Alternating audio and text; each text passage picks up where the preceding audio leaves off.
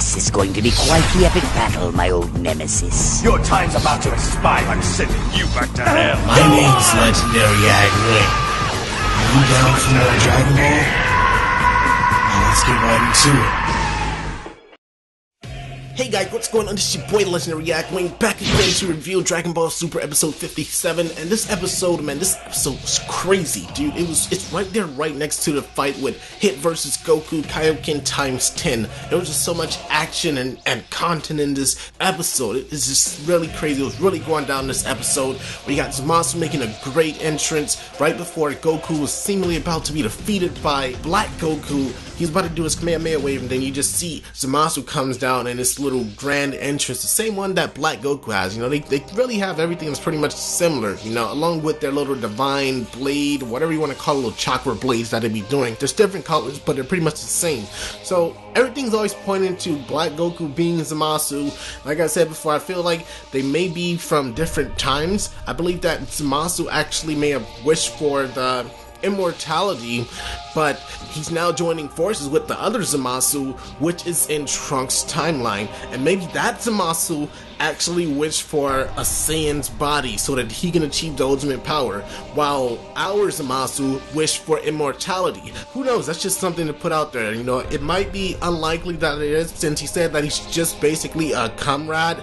I'm not sure, you know, but that's what it seems likely to be, since they have pretty much the same techniques. It's really weird, but anyways, I'm not too sure about who's really controlling him. I doubt it's Gawasu. It could just be a being created by Zamasu's will, you know, sort of like the Black Zetsu in Naruto, the will of Kaguya. This could be the will of Zamasu in the form of a Saiyan's body.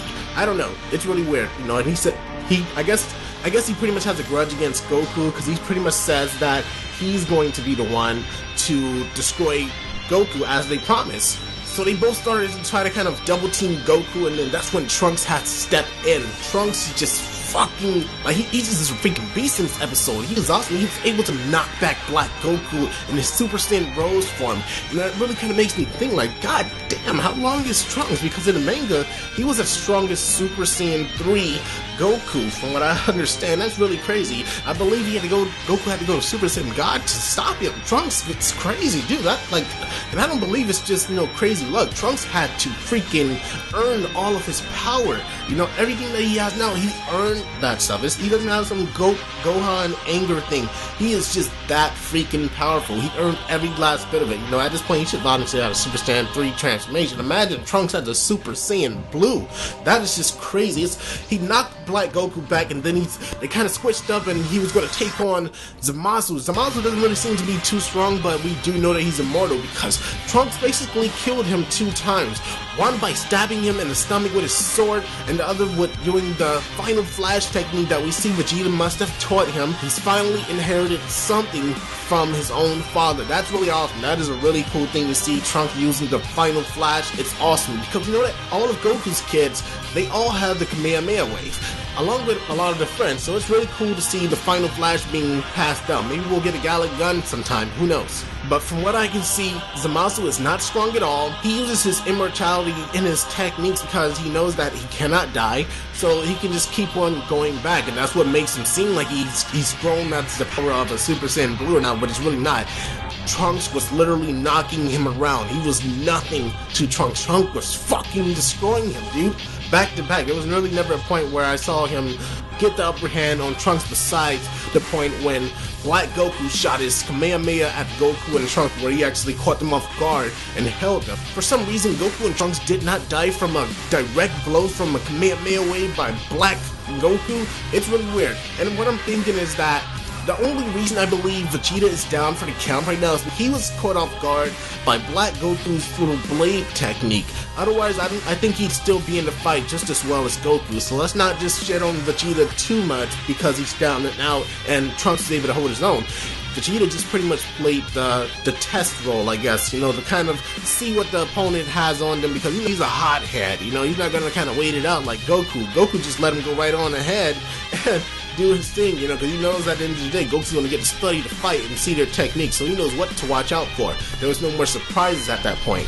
So anyways, Zamasu and Black They went up to the sky so they can do their final finisher attack, and then Vegeta does his final flash attack, knocking him out of focus, and that gives Yajirobe the chance to save Trunks and Goku with all the smoke and commotion going on. It's really crazy to see Yajirobe is going to be the hero yet again. You know, as you remember from Dragon Ball Z, he was basically the one who took down Vegeta. If he hadn't cut down Vegeta's tail, Vegeta would still have pretty much destroyed everybody.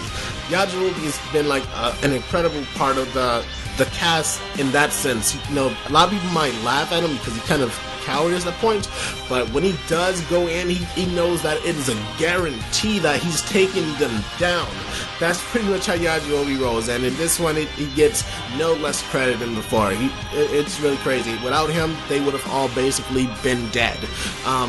Aside of the fact that we do have Mai, which did come in to save Vegeta's left body, because Yajirobe is basically only able to take Trunks and Goku, that leaving Vegeta's body to pretty much be discarded of by Zamasu and Black. And for some reason, Mai was able to use her smoke bombs, and it actually worked on a god. That didn't make any sense to me. How did they have to retreat for a couple of smoke bombs? I would think that doesn't affect them at all, but whatever, you know, Daimao Super. So at that point, my team were able to escort Vegeta over there back to the time with everybody else. She jumps time, she sets the coordinates, and she jumps back out. So that pretty much leaves Trunks streaming. He's like, you know, he's pretty much feeling really bad at this point because he's leaving Mai again, you know, with the risk of dying to Black. Who knows how it's going to be when they turn back. You know, at this point, they were pretty much calling out that it was hard to find Goku, Vegeta, and Trunks due to all the humans in the way. All of the humans that were alive, they couldn't really focus and pinpoint where they were actually hidden. So who knows what's gonna happen when he comes back, but Mai is pretty much the MVP at this point. She got him in there and she handled business, you know, really crazy. A human was able to see the gods and have her way. That's really crazy. That says a lot. That is really good. So at this point, pretty much out of harm's way, and it seems like everything is okay for right now. They're going to have a chance to pretty much recuperate and get things together. I really don't think that there's any way for them to defeat Black Goku and Zamasu. As someone said before, they're going to have to seal Zamasu up himself to actually defeat him. It doesn't matter how strong he is because he can always come right back. They're going to do the same thing that they did with Garlic Jr. and seal him up, or they do with a Madara or anybody else, because you cannot destroy him. You know, it doesn't matter what you do, man. You lock him up because you can't defeat him. But as for Black Goku, I think that they're probably going to have to rely on some sort of fusion. Maybe they'll do a Vegeta.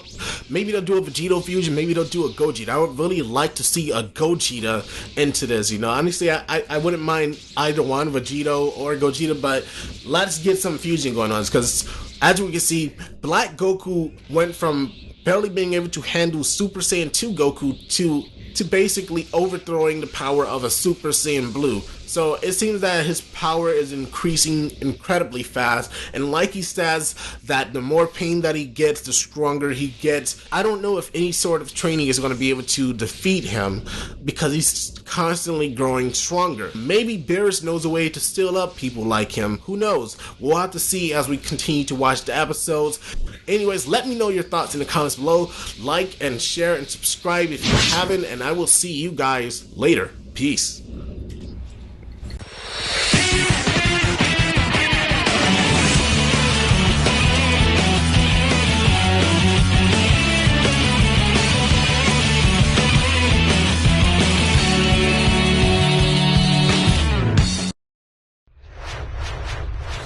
All going to perish, and it won't be for it.